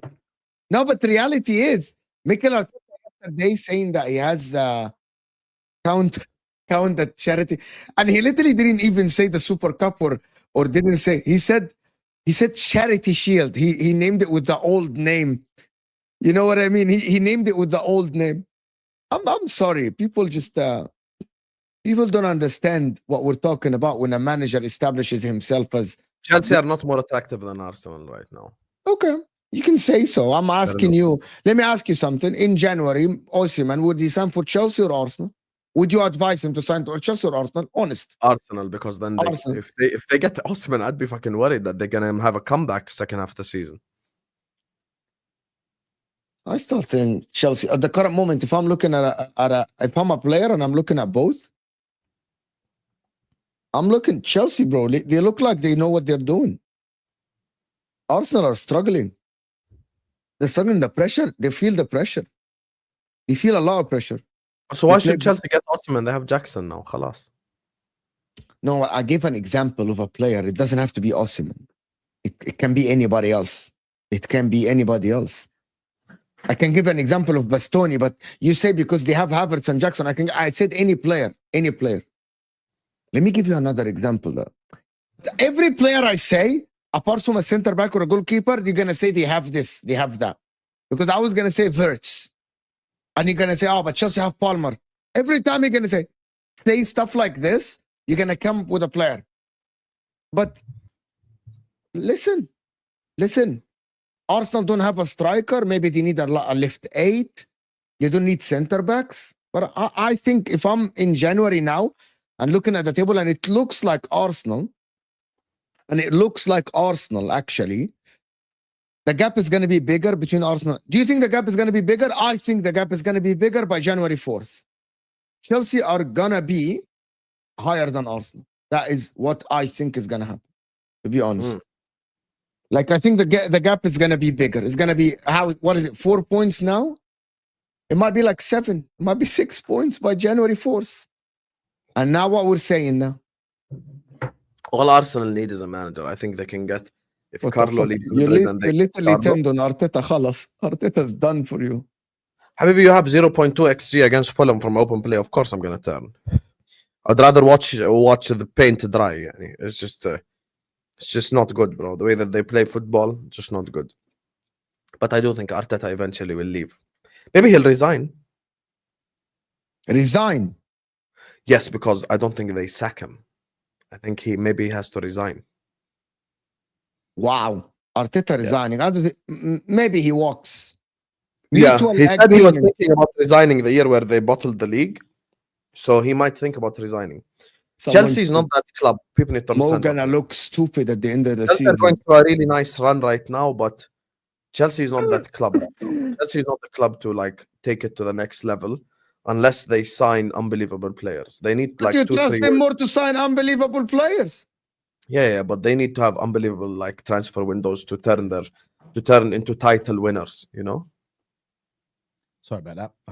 My daughter was upset. She's got chicken pox and she can't go to her Christmas disco, so she keeps getting upset and crying. Bless her. So I was gonna make sure she was okay. Mo has explained why. That must be an argument you guys are having. I'll leave that one there. My goat never slipped and captained a 3-3 jaw troke. This is true. I don't know who your goat is. Your goat never got nominated for Ballon d'Or or won Man United Player of the Season hasn't made team of the year. Can I ask you a question though? This is it. Would you swap all of Paul Scholes' Premier League titles for all of Steven Gerrard's personal nominations? Not the point at all. That is the point. But you want to know why it's on the point? Because football is a team sport. Yes. If I take Gerrard and make him a Man United player, they win all that stuff as well. Maybe not. You can't prove that. We can, because he performed for England. Same logic. You can't prove it. He performed for England. Euro team of the season 2012, 2010. It's a theory. It's a theory. It's not a theory. It's based on evidence. He performed for England. Fact. Yeah, but it's still a theory. It's only a fact if it's happened. Yeah, but he did perform for England. It's not a theory. Okay. But it's always, if you go back now and say, right, let's switch half the Liverpool squad and put it in the Man United one and half the Man United squad and put it in the Liverpool team, whatever anybody's predictions are, same results, different results, better results, all of that is theory because we can't actually do it. Okay, I understand what you're saying, but what I'm not gonna do is punish a player for loyalty. That's like me saying Francesco Totti is not one of the best players we've seen in the Serie A because he only, like, I don't know, maybe they won it once or never won it or whatever. Like, it's just not the reality. No, I agree. don't ever compare players. By the way, I'm doing it till this day. Did I not just tell you I'll take Saka and Palmer over Foden? Foden has all the league titles. Foden has a Champions League. I'm taking Saka and Palmer ahead of them, even though Saka has only an FA Cup, because I don't view football from the perspective of who won the team trophy. Messi was the GOAT for me without a World Cup. I didn't need the World Cup to say Messi is the GOAT. No, Without it. I understand that. But if Messi hadn't been so brilliant in so many teams that won so many trophies, he maybe wouldn't be the GOAT. Okay, I understand what you're saying, but you need to also establish Gerrard's case is not a Harry Kane case. It's a case of he won everything except one trophy in football. So, like, I'm not just gonna punish him for being in a shit team. And also, I don't. What the difference is between you and I is that I never say anything negative about Gerrard. I always say what a brilliant player he was. You lie about Paul Scholes by saying that he never delivered for Man United in title runs. I don't have to lie about your player to prove my one to prove from my perspective that my guy's better. I said he didn't deliver in finals. That's not true. He scored in an FA Cup final in the treble-winning season. You've done yourself, bro. In an FA Cup final against who? Against a very good Newcastle back then in the late 90s, when the FA Cup was a massive tournament. You've done yourself. Gerrard scored a goal against Nesta, Maldini, Cannavaro. There's a final nicknamed the Gerrard final, and he scored a goal against Newcastle. Okay, hang on. Newcastle, very, very good team in the 90s. You said Scholes never delivered in the final. He literally scored the opening goal in a big FA Cup final in a treble-winning season. You've done yourself. But you want to know what the difference is? I'll tell you the difference. Gerrard's the only English player in history to score in every single type of final, even though he's a midfielder. And he's brilliant. And I don't play. I would never lie about him doing that. I don't have to lie about Gerrard. Okay, Terry, let me ask you a question. Let me ask you genuinely. I'll actually ask you genuinely. Let's be serious here. Forget all the banter and semantics. On a genuine level, heart to hearts, don't be a fraud. If Gerrard did move to Chelsea in 06, do you think he has 0 league titles? Be serious.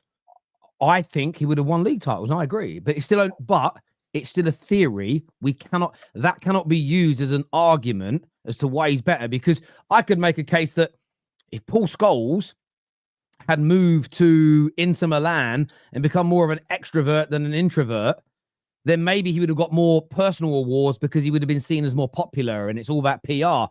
We could all make up a scenario and go, if that happened, then we'd have got more nominations for the Ballon d'Or, but we don't know. We can all but players have gotten nominations. Okay, here's the thing, Terry. The reason why my argument holds water, and it's a strong argument, is players have had nominations. I'm not asking Scholes to win a Ballon d'Or or be top 3, but players have had nominations without having personality. I'm talking about the likes of Mason Mount and Wijnaldum and others being nominated. I don't disagree with you. All I am saying is, in every scenario where we're creating a hypothetical, we can all create hypotheticals, and there's almost no way to prove it or disprove it. Some hypotheticals hold more water than others based on evidence, and I think Gerrard probably would have won a league title. However, thank you. And I think he could have been very influential in winning it. However, that cannot be a string to his bow because it didn't happen. No. I'm not making a string to his bow. Same as our argument. If we take it away from awards, you think Gerrard's better because he delivered in seasons where his team was crap. That's like me saying, well, I think Scholes would have delivered in a crap team. I can't prove it though, can I? But I can say it. But okay, I understand what you're saying. Scholes himself said, like, I don't think he said it himself. Okay, it's not me making it up. He said he doesn't think he could have done what Gerrard did for Liverpool. The thing is about Gerrard is my argument has never been just individual trophies. You always make it out like it's just individual trophies. No, I don't. Okay, in my opinion, Steven Gerrard is the most complete midfielder we've seen in Premier League history. As in, can he do everything on the pitch? Yes. And this has been something that's been mentioned by a lot of people in this argument. He's a very, very, very talented player. I've never said anything negative about him. What you just said there, though, about what Scholes said, I'm not going to allow Scholes' character as an extremely humble person. And he isn't the only one from the class of 92. The way Gary Neville talks about himself as a player, you would have thought he was trash. And I'm not going to allow the humility of a world-class player who doesn't personally care if he's seen as better or worse dictate whether I think something or not. Because I think what Scholes says about himself, I think what Neville says about themselves is poor. And a lot of managers are like that. There are some managers, if you ask Jose who's the best, he just says me. You know, I remember Ronaldo, before he was the best in the world, said, I'm the greatest player of all time. Others will always say somebody else. I think Pele would often say other people when he was seen universally as that guy. But I hear your point. I'm never going to slag Gerrard off. Mo, would you take a lovely Chelsea fan? I will ask Todd to invite you to his box. I'm not You a would make a Chelsea lovely fan. Chelsea fan. Sorry, you would make a lovely I'm not gonna go into the box of Todd Bowley, to be honest. But I'm not a Chelsea fan. Just report. I say it as I see it. Okay, Terry, you speak for Skulls. Where did I say I speak for Skulls? I never said I speak for Skulls. What the fuck are you talking about, you weirdo? It's the weirdest comment I've ever had in my life. Talk more about Chelsea, team of the year. They're doing very, very well so far this year. Very, very, very, very well indeed. Let's just comment here. Say, I know you've got to start your show. You've got people waiting. We'll cover the Trent stuff later on. Another time, just because we've run out a little bit of time on the show today. We are, by the way, people 4 super chats short of me giving away these free memberships. If we want to get 4 of them in and hit that goal, we'll give you a couple more minutes to get that done. Glad we won the Community Shield, but if me was embarrassing. He needs to read the room. Yeah, that comment wasn't great. And if you are going to be sarcastic, you have to make it so obvious you're being sarcastic, right? Yeah. But the thing is, I remember Jose did it when he said that he won 3 trophies in a year. There are managers that Gerrard have done it before. The thing is, we as just, again, fans of English football, we just don't consider it a trophy. I mean, I don't really consider the Super Cup in Europe a trophy, if I'm being honest with you. I don't, personally. Man United win it or lose it, I don't really care. So, yeah, it's an interesting one. That this here says, like, if a ref sees a foul, and if it's City, it's a penalty, and if it's any other team, it's not. Lol. Speaking facts, though, guys, and percentage of us winning if it's not 0. Percentage of Arsenal winning the league if it isn't 0 in your minds. What do you guys think?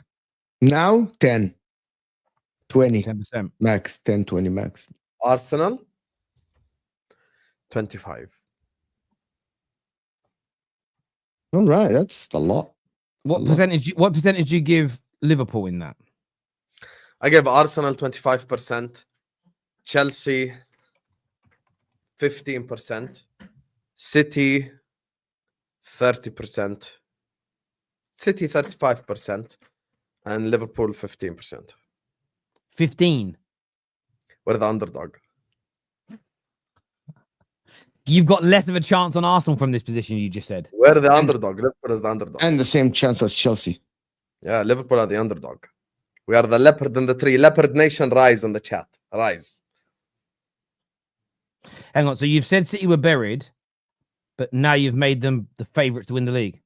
No, I've always, listen, I still think when you were doing the Foden monologue, I said City can win the league, and you said, yes, they can. Yeah, you know, saying they can win the league. City are a satanic club that can go sign someone in January and win 15 in a row. Okay, but you still think City are favourites to win. They can win it, yes. You think they're favourites still? Yeah, I can. I'm not going to rule out City at all. I never do that. PTSD is real. You can say PTSD, no problem. It's reality, Habibi. Listen, they could go 100 million Bruno Guimaraes, 60 million Zubimendi, then win 18 games in a row. And we're all sat here going like, is Pep the greatest manager of all time? We already know how this movie goes, Habibi. I'm not going to do this. Not going to happen. You say not going to happen. I just don't think you believe that in any capacity, that they are the favourites. They can win it from here. Of course, there's always that possibility. But the favourites, they've won 1 game in 11 matches, 12 matches, whatever it is now. Yeah, and they can win 18 in a row. How with this team? They can in January by signing players. But January, you've also sat there and like assassinated Foden and said he's not that good a player because he can't perform when the team's bad. So yeah, well, we already explained the logic. Team logic, player logic is different. The players playing the team. Okay, but they make up all 25 of them, not just one guy. Yeah, you've gone too far, bruv. You've gone too far. Leopard Nation rise. Love it. Listen, boys, always a pleasure to sit and speak and talk with you. Viewers, I want to thank the super chatters. I want to thank the members to begin with. If you want to join our community, we're doing a watch party tonight for the Carabao Cup games. So you can scan that QR code. The great thing about the watch party is you can watch other people's watch-alongs. You can watch the games, all just in one big watch party together. So make sure you're joining us there. Scan the QR code and go and check that out. Liverpool underdogs talk is pitiful. Chelsea top of the table soon is what D says. Yeah, no problem. Your favorite. He spent 1.5 billion. Thank you as well for the birthday wishes from yesterday, Rahman. I appreciate that, mate. Thank you. Until next time, everyone, take care. Goodbye. God bless. And by the way, this video, I'm going to make sure it's been done, actually, is going to redirect you to... Oh, see, I'm glad I checked because I don't know if it's been done. To your channel, Mo. Yes. He may have done it, but I haven't refreshed my screen. So it may be done. I'm going to do it again now because this is where it goes wrong sometimes. So I've just saved it again. Oh, we've hit number 30. We've hit number 30 on the super chats. They've actually come through now. Videos of Arsenal and City finished, but Liverpool are worse. I hear that. So let me just press this button here because it shows me all my super chats for the day. I'm going to click this and it's going to produce 5 names randomly. This should work. I'll put the names in. Okay. So the 5 names that it has come up with are Connor Keating, Luke Skywalker, Daniel Ramsden, Marcy, and I want to try to pronounce his name right. It says Nitsaj Newbie.